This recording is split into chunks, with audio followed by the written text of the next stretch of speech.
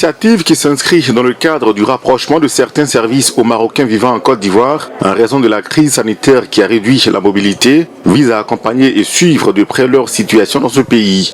L'autre objectif est de leur faire connaître les différents nouveaux services qui leur sont destinés à travers les départements et institutions concernés par les affaires de Marocains résidant à l'étranger. Pour la ministre déléguée chargée des Marocains résidant à l'étranger, cette activité est d'une grande importance pour les autorités marocaines.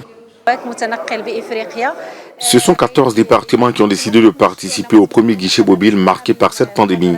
Il y a plusieurs problèmes qui sont à régler, notamment les problèmes fonciers, les problèmes des impôts et d'autres soucis assez récurrents pour les Marocains du monde. C'est une initiative que nous organisons pour la première fois afin de structurer un réseau en Afrique. Plusieurs services du Royaume du Maroc étaient représentés au cours de cette rencontre, notamment la chefferie du gouvernement, la Direction générale de la Sûreté nationale et la Caisse nationale de sécurité sociale. Au niveau des différents stands, chacun explique les missions de son service aux participants.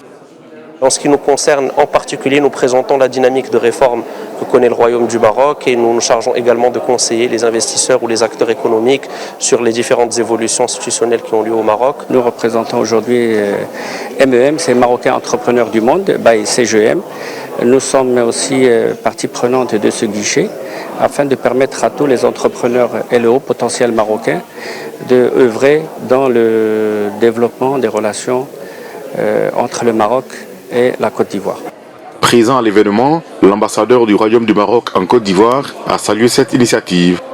Très honoré de cette initiative qui rapproche l'administration du citoyen conformément aux hautes instructions de Sa Majesté le Roi que Dieu l'assiste. Et aujourd'hui, c'est une réalité, comme vous le voyez, sur le terrain. Les citoyens sont très heureux que cet effort ait été fait. Près de 7000 Marocains vivent sur le territoire national ivoirien. Ces derniers travaillent dans divers secteurs d'activité.